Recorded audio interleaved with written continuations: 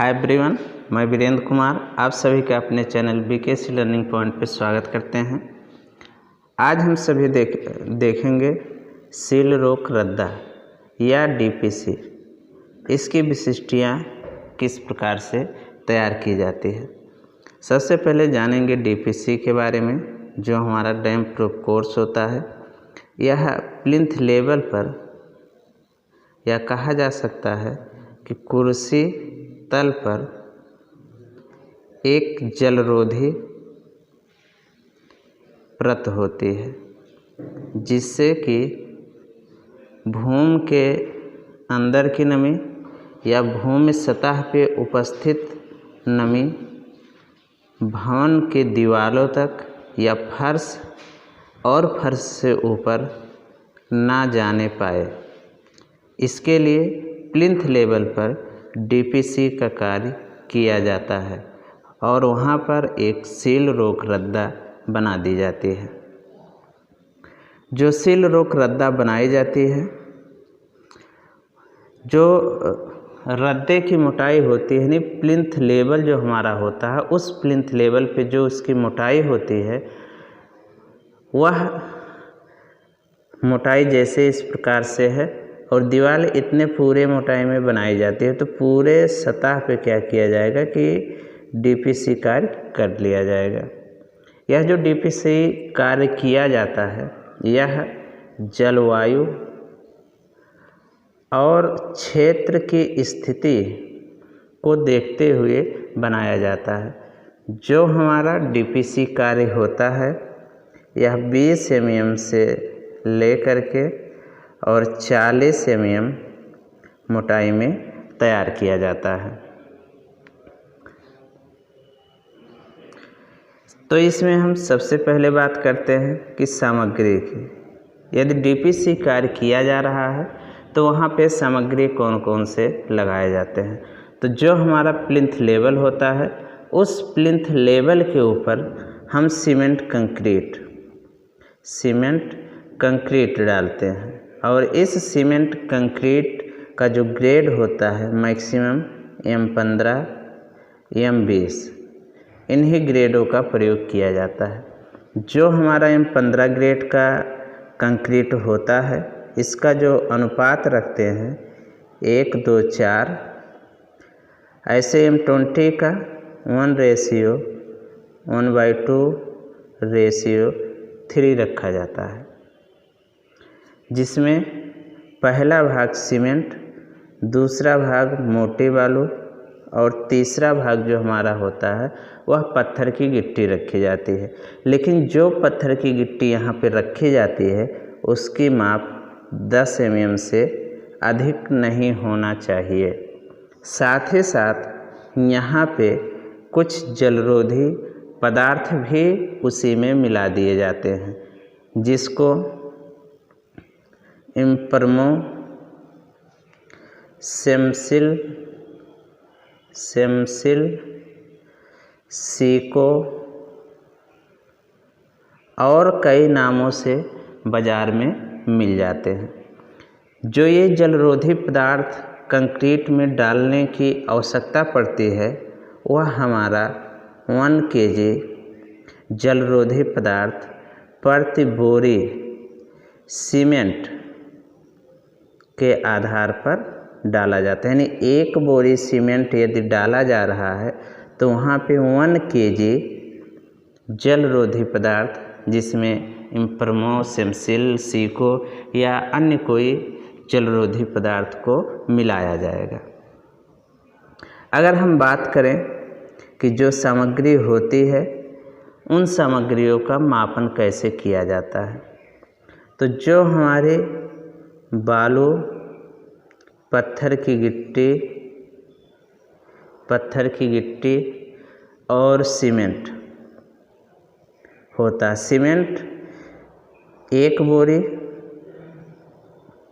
जो 50 kg का होता है, उसी में आता है, या फिर यह ड्रमों में भी आता है, जो कि 200 kg के ड्रम में, या कह सकते हैं 200 लीटर की क्षमता में मिलता है। इन सामग्रियों की मापन की बात की जाए तो जो मापन किया जाता है इसके लिए दो विधि अपनाई जाती है। पहला विधि बाई वेट, भार के आधार पर। दूसरा हमारा होता है आयतन के आधार पर। इसके बारे में पहले भी बताया जा चुका है कि भार के आधार पे हम कुछ भौतिक तुला, जैसे कह सकते हैं इलेक्ट्रॉनिक तुला ले लिया गया, भौतिक तुला जिसमें व्हील बैरो, स्प्रिंग तुला, प्लेटफॉर्म तुला, इलेक्ट्रॉनिक तुला, इन सब का प्रयोग करके हम जो सामग्री प्रयोग करते हैं उसका भार केजी में माप लेते हैं। जबकि हम जब आयतन के आधार पर मापन करते हैं, आयतन के आधार पर मापन करते हैं तो इसके लिए एक मानक बॉक्स बनाया जाता है। इस मानक बॉक्स से ही सामग्री का मापन किया जाता है और जो मानक बॉक्स बनाया जाता है इसके जो आंतरिक माप होते हैं इस आधार पर निर्धारित किए जाते हैं कि एक बोरी जो सीमेंट का आयतन होता है, एक बोरी सीमेंट का जो आयतन होता है उतना ही मानक बॉक्स जो होगा उसकी भी क्षमता रहे। तो इस प्रकार से सामग्री का मापन कर लिया जाएगा। फिर सामग्री को मिलाने की बात आती है कि सभी सामग्रियों को किस प्रकार से मिक्स कर लिया जाएगा। तो जो सील रोक रद्दा होती है और इस पे जो कंक्रीट डाली जाती है वह कंक्रीट हमारा सादा कंक्रीट होता है, सादा कंक्रीट होता है। इस सादे कंक्रीट को बनाने की दो विधियां हैं, यानी जो मिक्स करेंगे, मिक्स करने की दो विधि है। एक हमारा होगा हस्त विधि, हस्त विधि के द्वारा इनको मिक्स कर सकते हैं, या फिर हमारा कोई मिक्सर प्रयोग कर सकते हैं। अगर मिक्सर का प्रयोग करते हैं तो यह हमारा यांत्रिक विधि कहलाएगा। यदि हाथों से मिलाया जाता है, यानी इन सामग्रियों का मिश्रण तैयार किया जा रहा है और हस्त विधि को अपनाया जा रहा है, तो सबसे पहले सीमेंट और जो हमारा जलरोधी पदार्थ होगा, जलरोधी पदार्थ होगा, इन दोनों को ऐसे सूखे ही अच्छी प्रकार से मिला लिया जाएगा। ये दोनों जब अच्छी प्रकार से मिल जाएंगे इसके बाद एक निश्चित या जो भी इसका अनुपात होगा उस अनुपात के आधार पे बालू की मात्रा का निर्धारण किया जाएगा और बालू की मात्रा को भी इसी के साथ मिक्स कर लिया जाएगा। जब ये तीनों सामग्री मिक्स हो जाएंगे इसके बाद जो हमारी गिट्टी होगी उस गिट्टी को भी इसी के साथ मिक्स कर लिया जाएगा।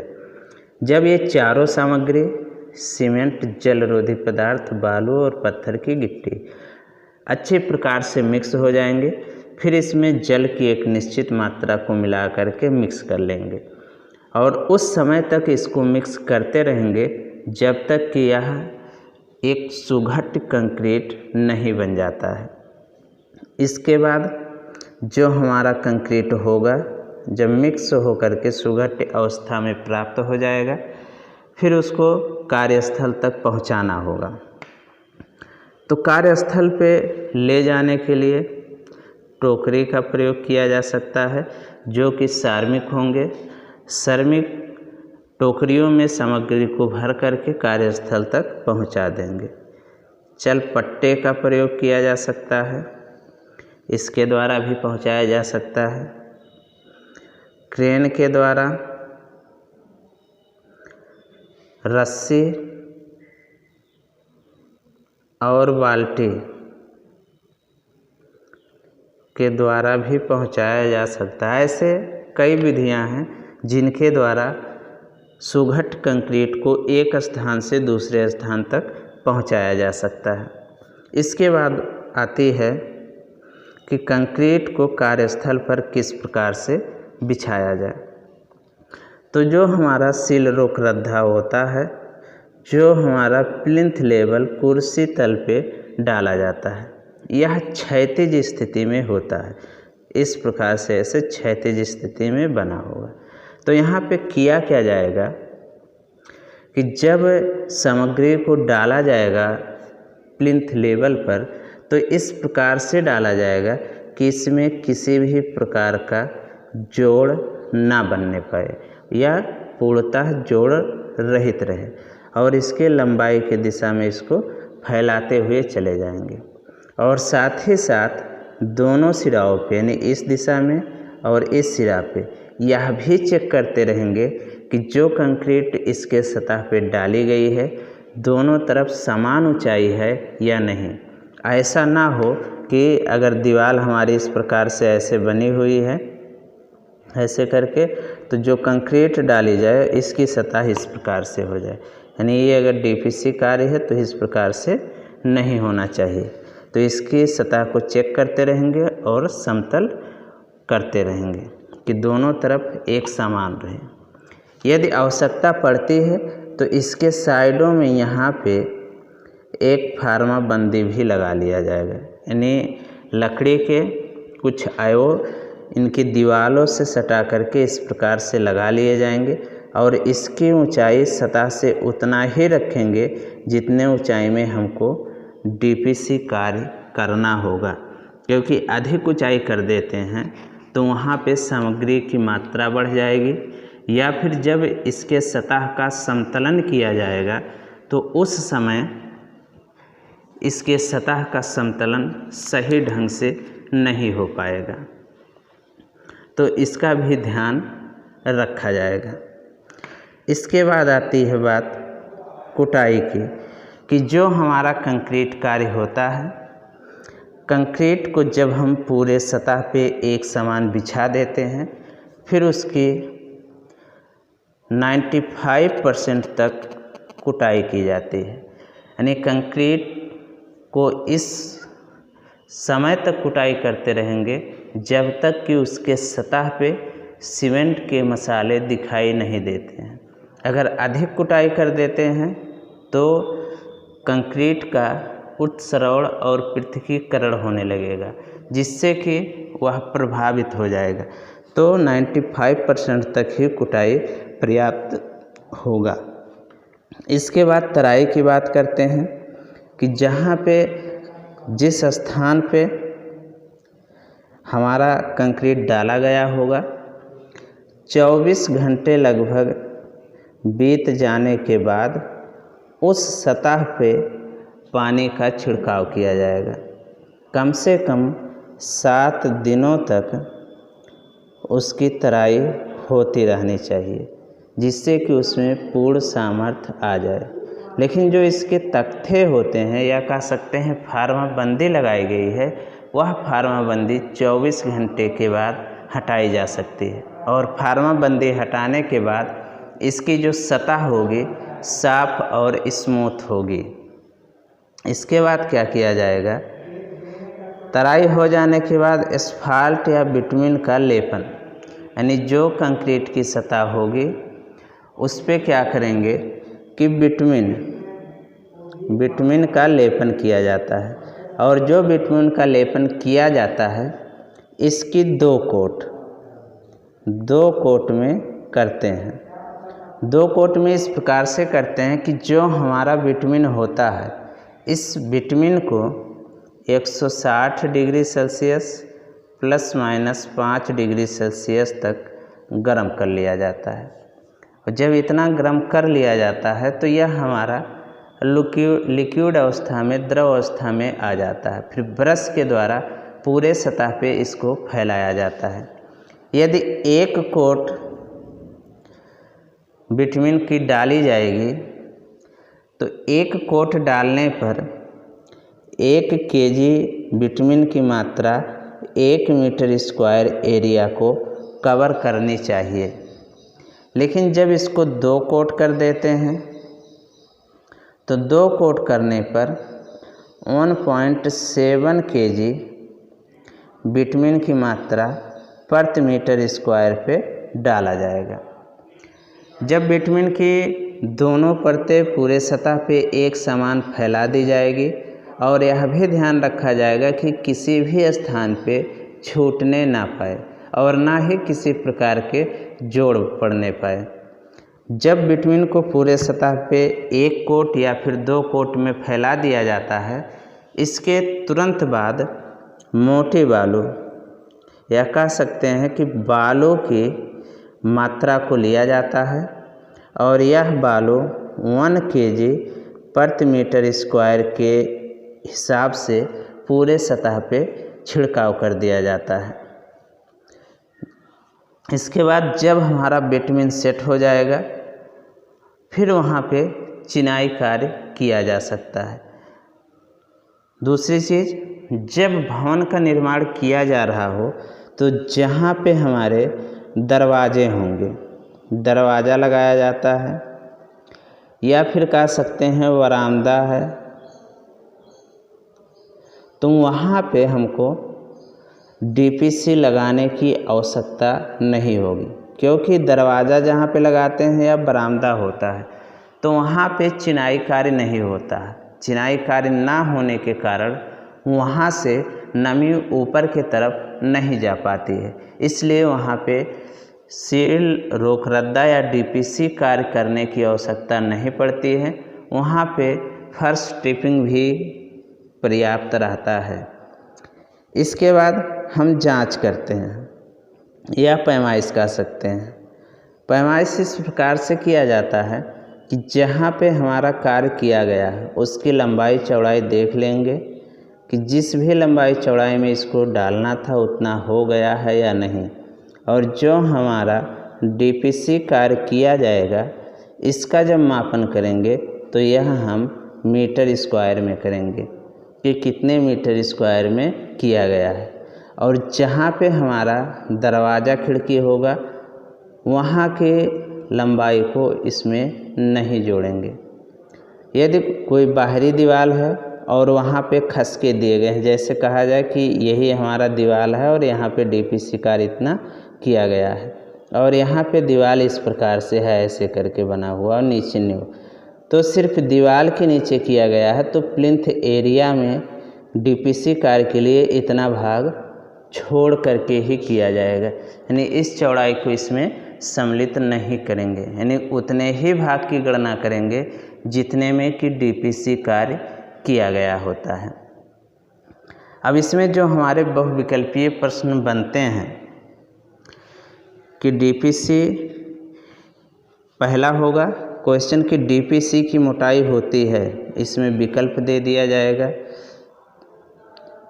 10 से 15 mm, दूसरा विकल्प 20 से 30 mm, तीसरा 20 से 40 mm और चौथा दे दिया जाएगा इसमें से कोई नहीं।